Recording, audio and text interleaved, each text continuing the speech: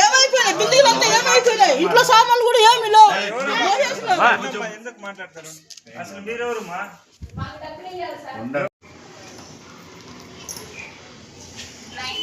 వచ్చిన 3 లక్షలు రాయించుకున్నారు సరే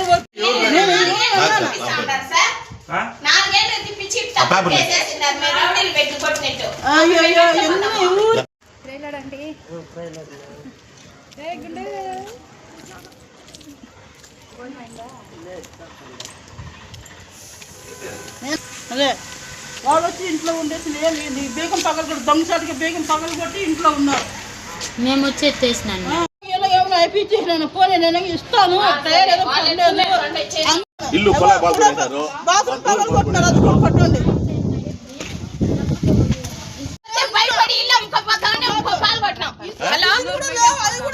ఎవరు ఏమన్నా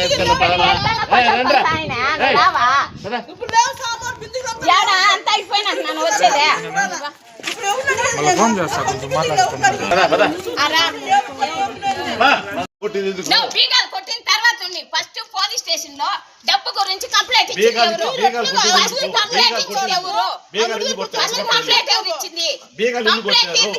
డబ్బు ఇచ్చి మేము పోలీస్ స్టేషన్ కి రావాలా డబ్బులు ఇచ్చి మేము పోలీస్ స్టేషన్ కి రావాలా అంట మరి ఎంత కేసు ఇస్తుంది అమ్మ నువ్వు చెప్పినావా ఫస్ట్ డబ్బుకి ఎందుకు కేసు ఇచ్చినారు డబ్బు మా దగ్గరే తీసుకొని 4 ఏళ్ళు టైం మా దగ్గరే తీసుకొని మా మీద కేసు వేస్తే ఎట్లా మరి నువ్వు 4 ఏళ్ళు ఏం చేస్తాను 4 ఏళ్ళ నుంచి ఏం చేస్తాను మేము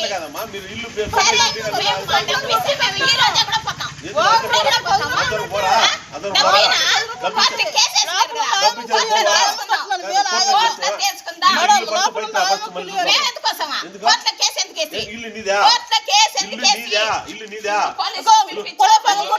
చూడండి మరి ఏం చేయాలా కోర్టు చేయకపోతే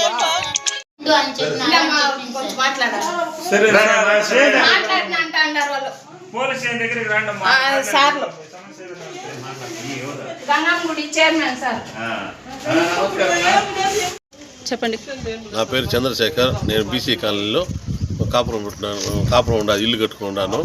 నా ఇల్లు నేను డబ్బు ఇవ్వాలని చెప్పి దౌర్జన్యంగా వచ్చి బీగాలు పగలగొట్టి నా ఇంట్లో ఉన్నాను. నేను ఇంట్లో కాపురం ఉన్నాను. ఉన్నా కానీ బీగాలు పగలు కాపురం ఉన్నానని చెప్పి నేను పోలీసు కంప్లైంట్ ఇస్తే పోలీసు వాళ్ళు దాని గురించి పట్టించుకోలేదు. మేము వాళ్ళకి ఇచ్చే డబ్బు కాపురం ఉన్నా అంటారు. నేను నా వల్ల అది చేసేది కాకుండా కోర్టుకు పోయినాను. కోర్టు నుంచి ఆర్డర్స్ వచ్చినా కానీ వాళ్ళు ఇల్లు ఖాళీ చేయలేదు. నాది ఇల్లు నా డబ్బు ఇచ్చేసిపోవాలని కానీ నేను ఆమెకు అప్పు లేదు కానీ నా ఇల్లు ఖాళీ చేయమని అడిగితే వాళ్ళు చేయలేదు. ఆడవాళ్ళు నేనేం చేయలేకపోయాను కాబట్టి నాకు న్యాయం చేయాలని నేను కోరుతున్నాను. ఇంటి బీగాలు కవిత ఇంటి బీగాలు కవిత పగలగొట్టి వాళ్ళు దౌర్జన్యంగా ఆ ఇంట్లో ఉన్నారు. కాపురం ఆ ఇంట్లో కాపురం కూడా ఉన్నాను. అన్ని సామాన్లు అట్లా ఉన్నాయి. చెప్పట్లేదు ఇస్తాను నాకు మొగుడు లేడు బిడ్డలు లేరు ఏదో అన్నం వేస్తున్నా 3 చచ్చిపోయిన కాడి నుంచి ఇది కూడా చెడ తీసినారు. ఇప్పుడు కొడతారంట నన్ను. ఇప్పుడు అంగడి పెట్టుకున్నాను అంగడిలో సంపాదించి మీరు కూడా కొద్ది డబ్బులు ఇవ్వండి నేను కట్టేస్తానని ఒప్పించినాను. నన్ను కొడతారంట ఇప్పుడు వాళ్ళు. నాకన్నది ఎవరు అనుకోమని దిక్కు లేదు. నేనేమి ఇవ్వనంటున్నాను ఇస్తానంటున్నాను కదా. టైం తీసుకున్నాం కదా ఇంకా 2-3 రోజులు ఇంకా చూడాలి కదా.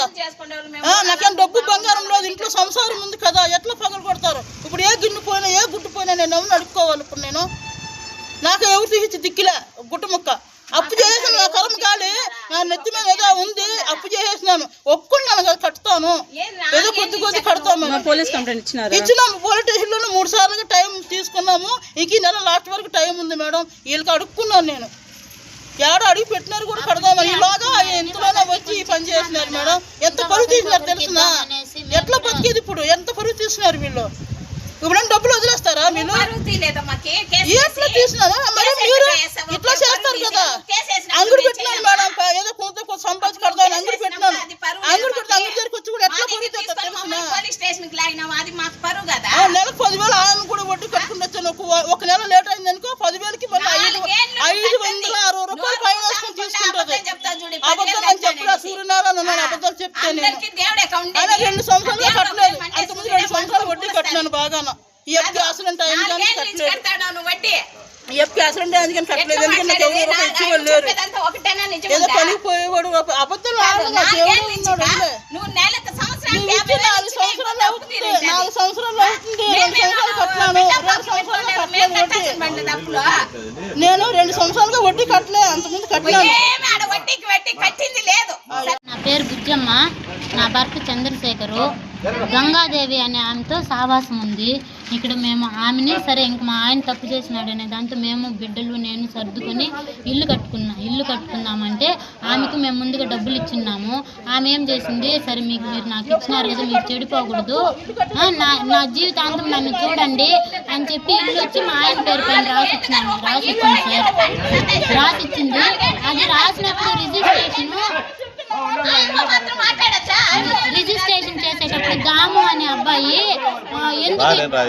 భార్య అని గంగాదేవి భార్య చంద్రశేఖర్ భార్య. అప్పుడు నేను రిజిస్ట్రేషన్ పోయి ఎందుకు ఇట్లా రాసినావు, ఆమె దగ్గర కొనుక్కున్నట్టు రాసింటే ఏమి అన్నందుకు ఏం కాదుక మళ్ళీ చేసుకుందాం. ఇప్పుడు వాళ్ళు దాన్ని ప్రూఫ్ పెట్టుకొని నువ్వు కాదు భార్య, నువ్వు చనిపోయినావని ఆమె చెప్పింది మాతో. గంగాదేవి భార్య, మా దగ్గర ప్రూఫ్ ఉంది అది కవిత అనే ఆమె చెప్తా ఉంది సార్. కవిత అనే ఆమె 10 రోజులుగా బీగాలు పగలగొట్టి ఇంట్లో కాపురం ఉంది. మేము వేసిన బీగాలు పగలగొట్టేసి కాపురం ఉంది. నిన్ను ఎవరు ఉండమన్నారంటే సిఐ సారే నువ్వు బీగాలు పగలగొట్టేసి నువ్వు పోయి ఉండిపో కాపురం అని నాతో తెల్లవారు చెప్పింది సార్. మేము అప్పు లేదు. మా ఆయన ఎవరికైతే అప్పు ఉన్నాడో వాళ్ళకి అక్షరాలతో ఈ రోజు కాకపోయినా మేము అప్పు కడతాం సార్. వాళ్ళ అప్పు వాళ్ళకి మేము తీసుకున్న వాళ్ళని మోసం మేము చేయము. ఈ రోజు కాకపోయినా వాళ్ళ కాళ్ళు ఏళ్ళు పెట్టుకుని సంవత్సరం అనేది 2-3 ఏళ్ళకి కూడా వాళ్ళ అప్పుని మేము కడతాం సార్. మా ఇల్లు నా హ్యాండ్ వరకు కావాలా, ఇల్లు నాకు కావాలా. నేను 2,20,000 చీటీలు 5 చీటీలు వేసి నెలలో 20,000 వడ్డీ చీటీ కడతాను. మళ్ళా సంఘంలో ఎత్తిచ్చి నేను ఇంటికి కడగాలం నుంచి డబ్బులు ఇచ్చినాను. ఇంకొకసారి మా అక్క వాళ్ళు ప్రూఫ్ ఉన్నారు తెచ్చుకోవాలంటే చూపిస్తాను. 5 లక్షలు అప్పు తెచ్చినాను.